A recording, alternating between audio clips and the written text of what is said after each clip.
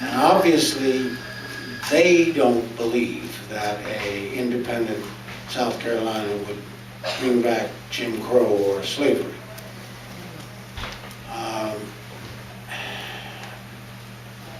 You may know more people in South Carolina than I do. My whole family is But, there. But I don't see that there is a great racial divide. And I don't see, not to say that there isn't racism there, as there is in Vermont, but I don't see such a great divide that would set black against white. You don't have any sense of how they're different from North Carolina? I mean, how they're different from the mountains of North Carolina, let us say? You mean South Carolina? South Carolina is different from the mountains? I think the mountains of, I think upcountry South Carolina is different from low country South Carolina. Right, that is a bioregional inevitability, I think. But I don't think that there is such a great divide between up and low that they couldn't work together and influence each other. It's not to say that anybody could guarantee it would be a perfect state. It's just that if there is to be something approaching democracy where people get to talk about things that matter to them, that affect their lives, it has to be done on a smaller scale.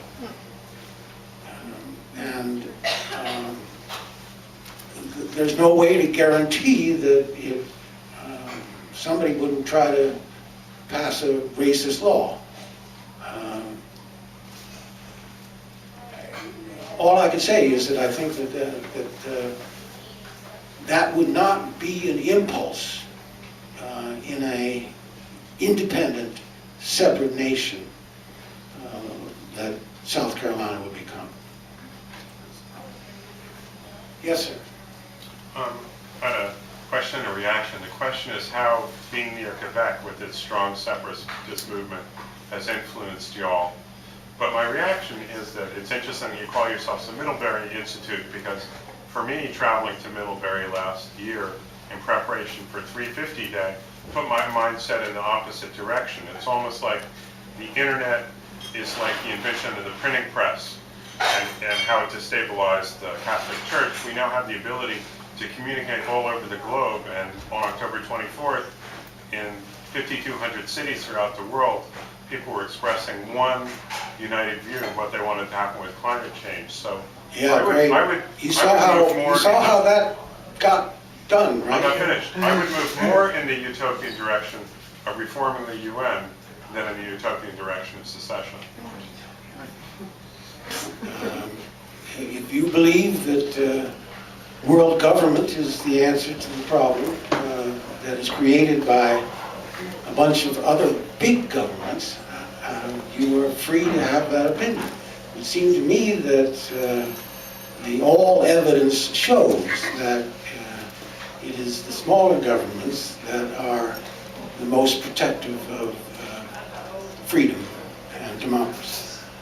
And a world government is an idea that absolutely frightens me. Yes? I'm wondering if it's been in the strategy of secessionists to talk about, in order to get secession out in the spotlight more, how useful it might be in states like Iraq, where you've got the Sunnis, the Shiites, and the Kurds, and also maybe Palestinians and Israelis, and any other place where there's clear tribal boundaries, that it seems that they would get along better if they had their own states. Well, I believe that, and that's in fact what is happening in most parts of the world. Catalonia, for example, has gotten considerable autonomy, so much autonomy that they're now talking about independence. I mean, and it is a place with a different culture, even a different language from the rest of Spain. Obviously, that idea in Iraq should have been instituted But it was the unifier types that shot that idea down. I mean, that was proposed by a number of people in this country and in Iraq. Using the word secession? No. Tripartite division, something like that. Devolution. And devolution, yeah. No, secession is a word which, there's other secessions beside the one 150 years ago. Maine seceded from Massachusetts. Tennessee seceded from Virginia, North Carolina, and Kentucky seceded from Virginia, and West Virginia seceded from Virginia. I mean, you could do it. You could have these that as a part of our history. And the 13 colonies seceded from Great Britain. There was one failure. There's no doubt.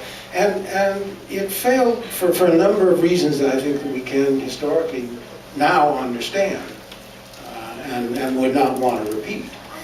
And although I am convinced that it was a war of northern aggression, South Carolina did not do enough to prevent such a war happening. But Lincoln was determined to have a war, no matter what. So secession is, I'm claiming here, is not the answer to a utopia. I'm saying that it seems to me, and to a lot of other people, that it's simply a way of trying to survive in very difficult times, economic, political, environmental, and so on, very difficult times, in the real world, confronting real problems and advancing prosperity, freedom, and democracy.